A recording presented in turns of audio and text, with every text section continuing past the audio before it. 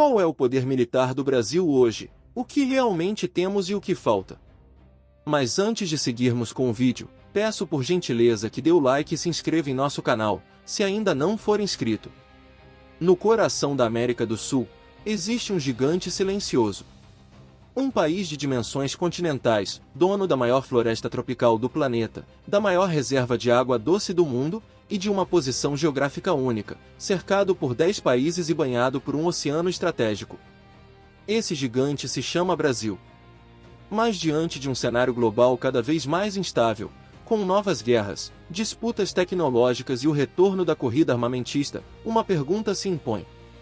Qual é o verdadeiro poder militar do Brasil hoje? O país está preparado para se defender, ou ainda depende da boa vontade da geopolítica? As Forças Armadas brasileiras são, em números, uma das maiores da América Latina. Cerca de 360 mil militares ativos, distribuídos entre Exército, Marinha e Aeronáutica, com mais de 1,6 milhão de reservistas. Mas tamanho, por si só, não define poder. O desafio brasileiro está em equilibrar dimensão territorial, logística complexa e recursos limitados, e isso exige estratégia. O Exército Brasileiro, a espinha dorsal da defesa. O Exército Brasileiro é a força mais numerosa e, talvez, a mais simbólica do poder nacional. Com quase 220 mil soldados ativos, ele é responsável por proteger fronteiras terrestres que somam mais de 16 mil quilômetros. Uma tarefa gigantesca, que vai desde a vigilância na Amazônia até o patrulhamento do extremo sul. Nos últimos anos, o Exército vem passando por uma transformação silenciosa. O antigo conceito de tropa pesada e estática deu lugar a um modelo mais móvel, conectado e tecnológico. Surgiram projetos como o Guarani 6x6, um blindado nacional com alta capacidade de mobilidade, usado tanto em missões de fronteira quanto em operações urbanas. O Sistema Astros 2020, um orgulho da indústria de defesa nacional, é hoje uma das plataformas de artilharia mais modernas do mundo, capaz de lançar foguetes e mísseis com precisão cirúrgica a mais de 300 km de distância. E o SISFRON, o Sistema Integrado de Monitoramento de Fronteiras, promete transformar a vigilância do território brasileiro com radares, sensores e drones. Mas o grande desafio está na velocidade de implantação. O Brasil tem fronteiras maiores que todo o continente europeu, e equipar cada trecho leva tempo, dinheiro e vontade política. Na Amazônia, o Exército mantém pelotões de fronteira isolados, muitos acessíveis apenas por avião ou barco. Ali, o soldado brasileiro enfrenta não inimigos, mas o próprio ambiente, calor intenso, isolamento, doenças e escassez de recursos. Esses homens e mulheres são a primeira linha da soberania nacional, e, muitas vezes, os únicos representantes do Estado em áreas remotas. A Marinha do Brasil, guardiã do Atlântico Sul. Pouca gente percebe, mas o Brasil tem um dos maiores litorais do planeta, com mais de 7.400 quilômetros de extensão. E sob essas águas existe algo ainda mais valioso: a Amazônia Azul, uma imensa área marítima rica em petróleo, gás, minerais e biodiversidade. A Marinha do Brasil é a força responsável por proteger essa região estratégica. Ela conta com navios patrulha, fragatas, submarinos e fuzileiros navais altamente treinados. E está em plena modernização, com destaque para o programa de submarinos, PROSUB, que inclui o desenvolvimento do primeiro submarino nuclear brasileiro. O submarino Álvaro Alberto, ainda em construção, será um marco histórico. Ele dará ao Brasil uma capacidade inédita de dissuasão, o poder de patrulhar silenciosamente o Atlântico Sul por longos períodos, tornando qualquer invasão ou ataque praticamente impensável. Além disso, a Marinha tem investido em novos navios de combate classe Tamandaré, que substituirão embarcações antigas, e em sistemas de guerra eletrônica e mísseis antinavio. Mas o desafio continua sendo o mesmo: manter uma frota moderna é caro, e o orçamento da defesa ainda representa menos de 1,2% do PIB nacional.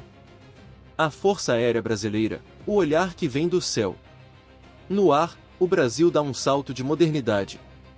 Com a chegada dos caças Gripen F-39, produzidos em parceria com a Suécia, a Força Aérea Brasileira, FAB, entra na era da aviação de combate de quinta geração.